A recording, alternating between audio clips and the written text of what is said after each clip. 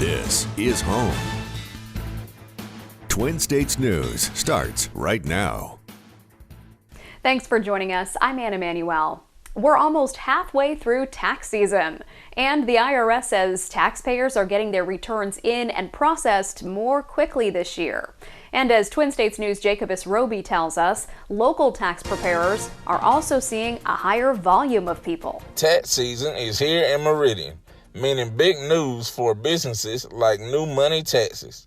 Office manager Jamisha Irvin explains how her company prepares for tax season. For tax season, we usually will travel out of state, and then we'll have a few courses on the new tax laws and earned income credit due diligence and, things like that, things that have changed. She also explains how tax season has been changing. Well, the past few years, we've seen a big rise in people coming to get their taxes done, mainly because they've started giving better credits. More people have been employed the past few years. More people have started their own businesses and, things like that. With COVID finally being over, people are starting to do a little better now. Providing you with information to help you stay ready this tax season. In Meridian, Jacobus Roby, Twin State News. The Meridian City Council hopes to learn more about how to fix the 22nd Avenue Bridge. It's believed the bridge was damaged when some sidewalks were installed. The city's public works director tells Twin States News it should only be a maintenance issue. City Council will discuss how much the repairs will cost and where the money will come from at its next work session. The COVID-19 lab leak theory is gaining new headway in the federal government. A new report out by the U.S. Department of Energy now says it believes that a Chinese lab accidentally leaked the virus.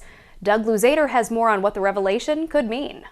Now, this is all according to the Wall Street Journal, and the once controversial lab leak theory is now gaining wider acceptance within the federal government.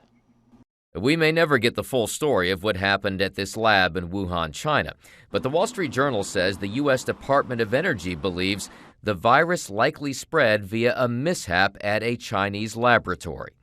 That classified conclusion, according to the Journal, has now been delivered to the White House and some members of Congress, where there will be, no doubt, more calls for investigations. Well, I think we need to have public hearings on this and really dig into it. The FBI had already reached a similar conclusion, but the Department of Energy brings its own level of expertise, overseeing a number of labs in the United States. But there is no certainty here. And the Biden administration says that the jury is still out. Some elements of the intelligence community have reached conclusions on one side, some on the other. A number of them have said they just don't have enough information to be sure. Still, it's clear that the lab leak theory, once dismissed as fringe or even racist, has become more mainstream, even as some have long questioned the idea of a natural origin for the virus. Most pandemics, most outbreaks do happen from natural spillover. You find it in the wild, but to date, they still haven't found a genetically similar virus to the one that causes COVID-19 in the wild. And the Wall Street Journal points out that 4 other federal agencies still lean toward natural transmission, but others, including the CIA, are still on the fence. In Washington, Doug Luzader, Fox News. The U.S. Food and Drug Administration has issued emergency use authorization for the first over-the-counter at-home test that detects both influenza and COVID-19 viruses.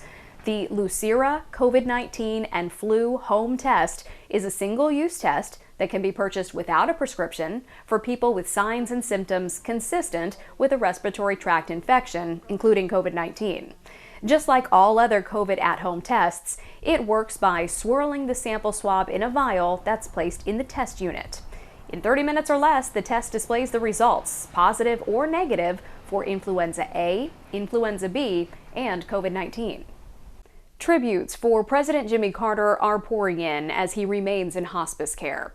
The church where he taught for decades is continuing his legacy. Madeline Rivera has more. Former President Jimmy Carter is now in his 2nd week of hospice care, his family by his side.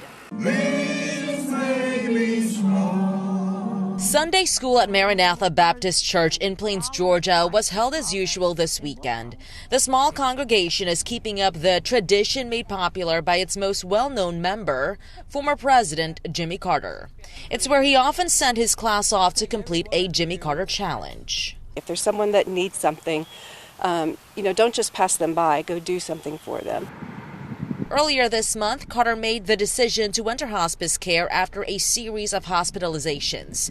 It's reserved for terminal patients who have decided to no longer seek life-prolonging treatment, though they can take medication for pain and comfort. The former president is used to health challenges, but his nonprofit, the Qatar Center, did not say what prompted him to enter hospice care for now. He knows that every single breath he takes, every step he takes, every person who's there with him is there because it's supposed to. As he spends his remaining days with family, Qatar supporters are visiting the places that built his legacy. He wasn't wrapped up in the politics of being a president, and it resonated in everything he said and did. The Qatar Center says thousands of people have sent well wishes to the former president on their website. In Plains, Georgia, Malta Rivera, Fox News. Russian forces continued their slow push in eastern Ukraine. Erin McLaughlin reports from Kyiv. Overnight, a barrage of drone strikes across Ukraine, killing at least 2 people in the western part of the country. That, according to Ukrainian officials. They say they were able to shoot down 11 of the 14 Iranian-made drones. This, as over the weekend we heard from Ukrainian President Volodymyr Zelensky vow to return a Ukrainian flag to all corners of Ukraine, including Crimea. Now, all eyes on Russian-occupied Mariupol, that devastated port city. According to the British Ministry of Defense, there were at least 14 explosions in that city, unexplained, in the last 6 days. According to a tweet from the British MOD, Russia will likely be concerned that unexplained explosions are occurring in a zone it had probably previously assessed as beyond the range of routine Ukrainian strike capabilities. The exiled Ukrainian Mariupol City Council confirming that the explosions happened, but not saying the cause. Erin McLaughlin, NBC News, Kyiv, Ukraine.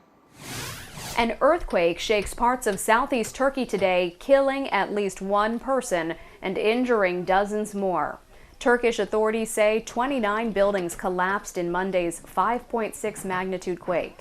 Video shot by an animal welfare charity showed people working on a vehicle covered in rubble.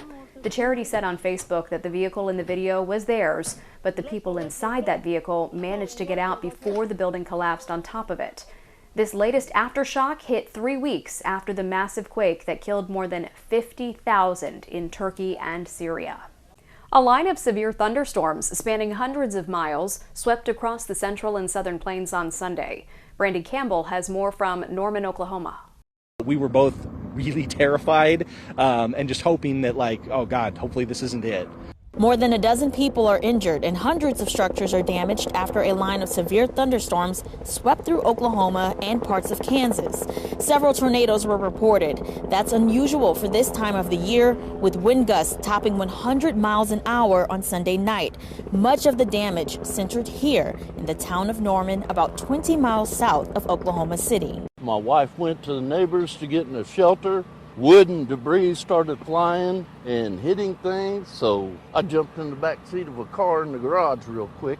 The rescue and recovery effort is now ramping up, but it won't be easy.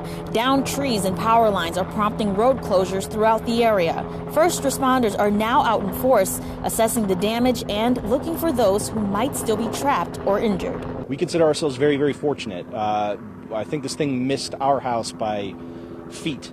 Our neighbors across the street got it a lot worse than we did. And this isn't the only area reeling from storms. There are still about 100,000 homes and businesses in Michigan without power for a 5th straight day following major ice storms there. I missed my internet. My internet's down, so I can't have any TV. An earthquake shakes parts of southeast Turkey today, killing at least one person and injuring dozens more. Turkish authorities say 29 buildings collapsed in Monday's 5.6 magnitude quake.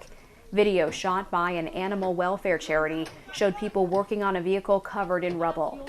The charity said on Facebook that the vehicle in the video was theirs, but the people inside that vehicle managed to get out before the building collapsed on top of it.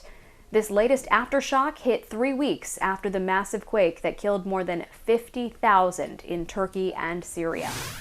Fans of the Turkish soccer team Besiktas are helping victims of that devastating earthquake that hit the country earlier this month. During a soccer game Sunday at Vodafone Park Stadium, fans threw stuffed animals, toys, and winter clothes onto the field as donations for kids affected by the quake. Players and staff collected the thousands of items. The team announced the event on social media, saying, "Always let children smile." More than 50,000 people have died, as mentioned, following the earthquakes in Turkey and neighboring Syria.